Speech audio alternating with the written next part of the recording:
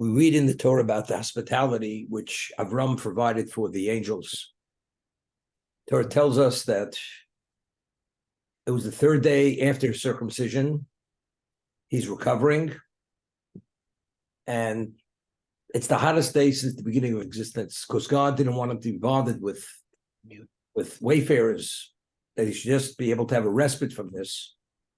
And Avram's pained that nobody's coming. All of a sudden, he sees three men walking down the road. He runs towards them, and he asks them to accept his hospitality, and they agree. And he says a number of things. He says, rest under the shade of my tree. Here's water to wash your feet. Have some bread. That's what he said. And then he waited on them. The host waited on them. So the Gemara tells us, when we spent 40 years in the desert, how did we survive such a wilderness? The elements, the temperatures of the desert, the snakes and predators that are in the desert. 40 years. So the answer was, we had the clouds of glory. The clouds of glory protected us from all the elements. There was no such thing as seasons. The seasons outside of clouds of glory did not affect us. We were not subject to illness because we were in this spiritual cocoon called the clouds of glory. All the predator animals, snakes, were all destroyed as a result of the clouds of glory. There wasn't an incline, and there wasn't an elevation. Everything was flattened. They went a straight line for 40 years. They traveled. No exertion. What about water? How do you survive? Millions of people in the desert. God provided water. The famous wellspring of Miriam.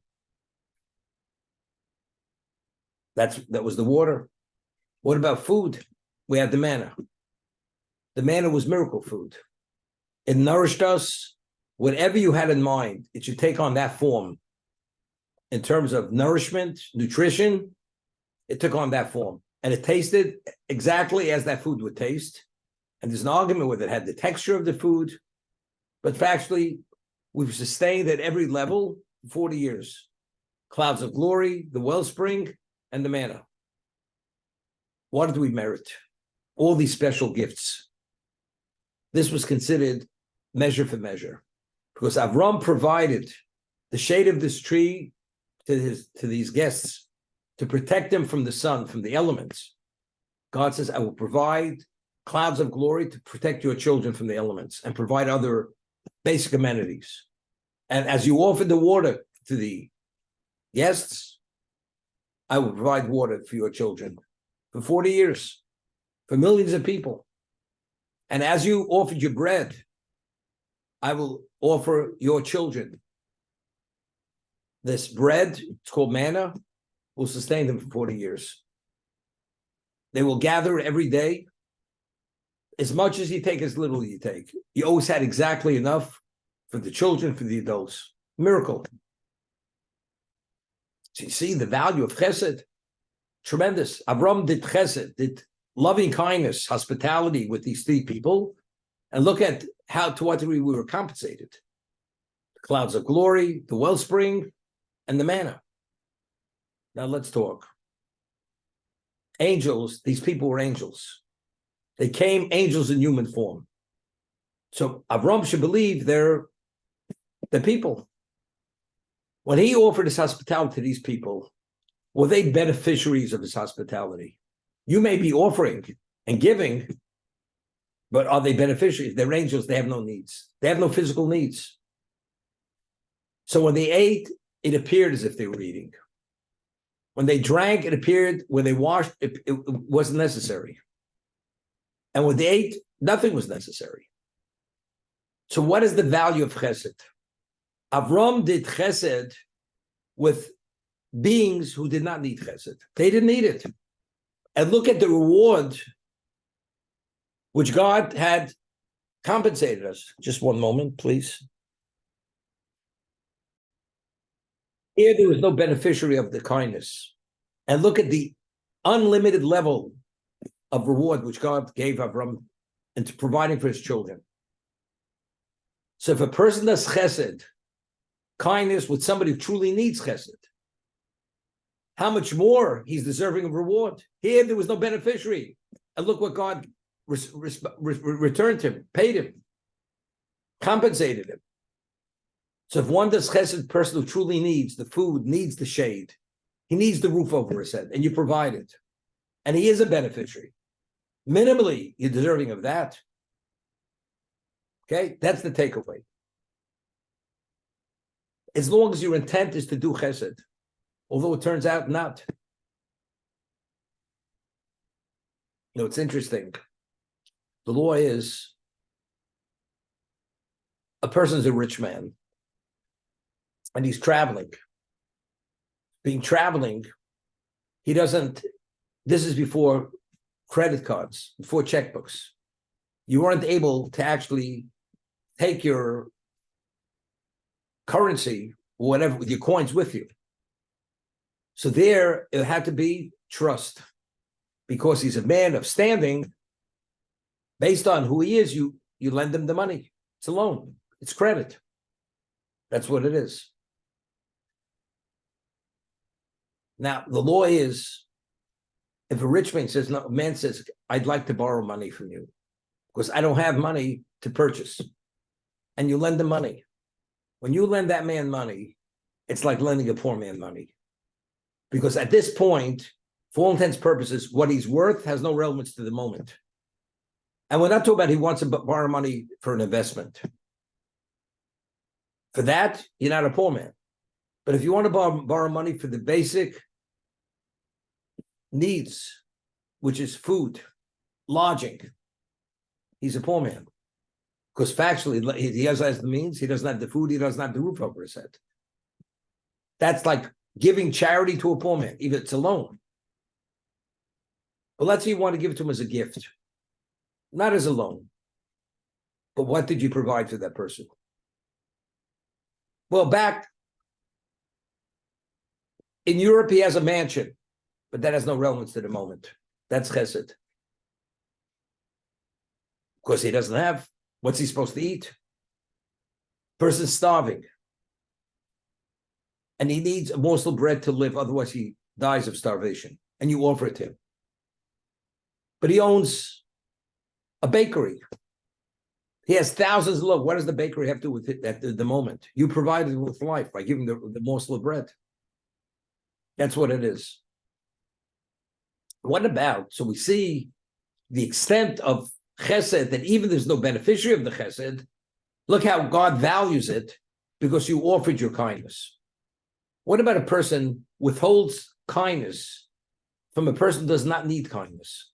What is that? We read it in the 40th year in the desert, the Moabites, they commissioned Bilam, who was the prophet of nations, to curse the Jewish people. Who are the Moabites? The Moabites were the descendants of Lot. Lot was Avram's nephew, who he had saved him when he was taken captive by the kings. When stone was destroyed, he was saved in the merit of Avram. We've been wandering the desert for 40 years. Instead of the Moabites offering us bread and water, you know what they did? They hired Bilam to curse us. Instead of doing chesed, you hire Bilam. You know something? This kind of behavior is so unacceptable. When you consider it so corrupted, no Ammonite, no Moabite is ever, even if they convert to be Jews, they're illegitimate Jews, they cannot marry into the Jewish people. Because you did not offer your bread and water to your brothers, to Avram's grandchildren. You should have. So for not forever, for all eternity, a Moabite who's a convert, an Ammonite's a convert, is considered illegitimate. So the Midrash asks, did we need that bread? Did we need that water? We had a wellspring of Miriam. We didn't need that water. Bread, we had the manna. So if that's the case, what's the claim against them? What's the claim against the Ammonites and Moabites for not offering them bread and water? It says, because they did not offer you water and bread, they should have. Do I need it? We didn't need it. We have more bread, more water than they have. Could you imagine? The United States has enough armaments, and Israel says to the United States, we're going to offer you some bunker bombs. So they say to us, are you kidding us? Where do you think you got your bunker bombs from? We provide you with the bunker. You're offering us bunker bombs. Maybe Ukraine, maybe, because the Ukrainians, they depleted our arsenal, so maybe they could offer us to return some of those bunker bombs, right? I'm not getting into politics. I only say it to ruffle somebody's feathers, okay? To run my hand through somebody's hair, which was once there. It's no there and not there any longer. Okay. So now, if that's the case, what's the claim against Ammon and Moab? You should have offered your bread and water. So what do we see from there? One who could do kindness with somebody who doesn't need kindness. This is a claim that they're condemned forever. So a person who could do kindness with somebody who needs kindness, and you withhold the kindness, how much more culpable is the person? And he deserves to be condemned. Here, we didn't need the bread and water. Look to what degree they were condemned. So somebody who truly needs the bread and water, and you withhold it from him, how much more so you deserve to be condemned? That's the midrash. So the question is, if we didn't need that bread and water, why is there a claim against the Ammonites and Moabites? You didn't offer your bread, but we didn't need it. The answer is, sometimes hospitality, chesed, is not determined by the bread and water. It's by the gesture that I'm offering you my hospitality. The bread and water is only the setting for the welcome. That's all it is. Somebody says, why don't you come to my home? We'll have a cup of coffee. Look, I could have a cup of coffee, at the Starbucks. I could have a cup of coffee in my own home. The cup of coffee is only a gesture of welcoming you. We've been wandering for 40 years in the desert. We have nowhere to go. We're finally about to go into Canaan, the promised land. In terms of your debt of gratitude that you owe to our grandfather, because you wouldn't exist if not for Abraham, our patriarch. Don't you think minimally you should have put out the welcome mat and offer your bread? Not that we needed your bread and water. That was only a means to create a setting of welcome. Rather than that, you hired a hitman. His name is Bilam, to curse us. So when we speak about chesed, it's not the bread, it's not the water. It's the gesture. The person needs encouragement. And said, why don't you come over to my house? We'll talk over a cup of coffee. And I have my own home. I have my own cup of coffee. It's not the cup of coffee. It's not the house. It's a gesture. I'm concerned for you. Come over. That's what chesed is. It's not the material only. The material is only the means. Sometimes the material is needed. Person doesn't have what to eat. He needs that just to survive. You provide that. That's one thing. But the chesed, which the claim against the Ammonites, the Moabites, goes beyond that. It's a qualitative. It's a sensitivity. To put yourself in somebody else's place and understand what he needs, what he's lacking, that's a much more advanced level of chesed, because that's concern. That's called sensitivity. The sensitivity of the Jew, as when it comes to this area, he has senses which go surpass anybody else, any other nation. So for these people who come in with this corrupted sense of chesed, if you need what to eat, we'll provide it. Other than that, we don't want to be bothered. If they would marry into the Jewish people, they would corrupt, they would dilute the quality of chesed that we possess. The Jew is one of a kind. That's called qualitative. That's called a level of sensitivity which is unmatched. That's the chesed of a Jew. To two things. You do chesed with someone who doesn't need chesed. But I've offered it. A person is a stranger, comes to your shul Friday night. Nobody says Shabbat Shalom to him. And you go out of your way, you say Shabbat Shalom. What did you do to that person? He has value. Nobody else. Well, nobody's saying, why should I? What are you talking about? If you'd be in his place, would you want to be totally persona non grata, as if you're invisible? So what does that mean to that person? It means a lot. And then he says to you, by the way, do you have a place to eat? He says, I have a place. Thank you for offering, making the offer. That you offered, he has a place to eat, but that you offered it, the offer has great value. Although it was prearranged, but you weren't aware. And he understands that you're concerned for him. That level of concern is an act of chesed. Other people say, mind your own business. What complicates your life? Just pass them by. Life is complicated enough. My wife prepared only 25 portions, and we're 3 people, and we need leftovers for a whole week. I take and bring them into the house. We're going to have less leftovers. And the maid, she's not going to have what to eat. And the dog is not going to have what to eat. Maybe better not invite him. Understand? This is a calculation why you should not offer your hospitality. And the cleanup, it's the maid's day off and, Saturday. So, my wife has to do the cleaning up. Maybe better not. Maybe you should put yourself out a little bit to do an act of kindness to another person. Because if you'd be in that position, would you want to be accommodated? You'd want to be accommodated. So again, it's always putting yourself in the other person's position to have a sense of what's needed and what's not needed.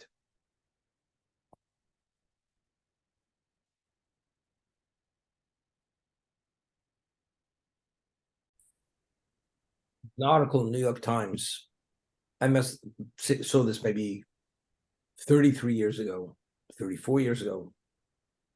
I used to buy the paper once a week, the Wednesday paper. And of course, that had a science section, and that's what I used to read. And over there, they had a story that a woman, she drove through the safari of Disney in California. The safari. So when you drive through the safari, and everyone drove through a safari. That's not something that I'm missing in my life. To have monkeys climbing on the car and see lions approaching the car and elephants trying to upend your car. No. If God forbid, I have a flat, the tow truck comes, they can lift my car. I don't need the elephant to lift the car. I don't need that. Okay. So the article was this woman, she was driving through the safari and she had a 2-year-old daughter in the infant seat in the back seat. And she should have closed the window and she had it partially opened. So a lioness came and stuck her paw through the window and hit the woman in the head, and she died. She died. Pierced her brain, and she died. The child in the back seat was left an orphan. So what do? They euthanized the lioness who killed the woman. But the lioness had a cub. So the lioness had a cub, and the woman had a little girl who was an orphan. So they raised a fund. They raised a fund for the lioness cub, for the lion cub, and for the little girl who was an orphan. Which fund do you think raised more money? Mm-hmm. The cub fund or for the little girl? This was the article. They raised more money for the lion's cub than for the girl. Could you imagine? It's amazing. So how do we understand it? The way you understand it is this way. The lioness cub is helpless. Can't fend for itself. Because it doesn't have a mother to teach it how to hunt and whatever else. A little girl, she's a human being. Other human beings will help her. It's always the next person will pick up the slack. Other people, but who's going to care about the lioness cub? Right? You understand? It's so topsy-turvy, so distorted, so backwards. One's a human being, one's an animal. I mean, do you compare the two? Don't you think you should be, if they're having a fun They're concerned that the child has to be provided with whatever, education, certain services, accommodations. We have to worry about the what's his name. You have people, I don't know, today I haven't been in Manhattan for a while. There used to be a woman on a soapbox, and it was cruelty to animals, to dogs. And she used to scream and try to raise money for cruelty for animals. I mean, you mean there are not enough people don't have what to eat in this world that she has to worry her cause has to be dogs? With all the money we raise for people who don't have what to eat, or for people who are not well, the dog is a priority in your life. What does it say about that person? That person's off. His sense of value of what should be, what should be, that person's totally wired, not as a normal human being. How could you be more concerned for the dogs, raise money for cruelty to animals, than human beings who don't have what to eat? Again, and people give. Who gives? People have a similar perspective as that person raising money for the cruelty for animals. You know, the innate characteristic of a Jew is Rachmonim Gom Chasodim. That's part of our fabric. That's part of our DNA. But to be able to actualize it properly, it has to be within a certain environment. You have to be balanced. How is a Jew balanced? How do you have perspective? Just as a human being, your perspective may be off. But if you have an orientation of spirituality, you do the mitzvahs. See, Chesed is a mitzvah like any other mitzvah. Putting on tefillin, observing Shabbos, keeping kosher. It's all part of the same profile of what a Jew is supposed to be. If you have that profile, within that profile, the attribute of loving kindness functions correctly in a balanced context. But if the rest is not functioning, you're off balance. When you're off balance, what happens? You have a two-legged, three-legged table, and you put something heavy on the side that doesn't, what happens? The table tips. Everything on the table just falls off. We have chesed, which is not unmatched. But if you're not balanced, you tip. It spills out. What does it spill out? It spills out where it shouldn't spill out to. And that's the way it is. And therefore, people, Jews, they're philanthropists, but they don't support a Jewish cause. But if you're Jewish, you know you're Jewish. I'm not talking about something which is necessarily religious. You know, is that, but what about Jews? Jews in Israel. Well, I'm for the Palestinians, but you're a Jew. Well, this and that. Did you go investigate it? Well, I heard enough. Okay. There's something missing, very seriously missing. Person's off, really off. Your brother's being killed, your brother's being denied, your brother's being condemned. Don't you feel, as a Jew, you should have some level of feeling? No. But Jews are so feeling. You're concerned about this, about that. It was known, Helmsley. She left her fortune for a dog and cat hospital. Her family contested her will. They wouldn't let the money go there. They claimed she was off. The owner, Helmsley, she inherited a fortune from her husband. There's so many needs in this world to leave it for dogs and cats. Evidently, there's something off, something really off. And she was a Jewish woman. She was Jewish. She was married to a Gentile. Husband wasn't Jewish. Maybe that's why she didn't want Jews to benefit from that money. That cats and dogs better should benefit from it. Just saying it.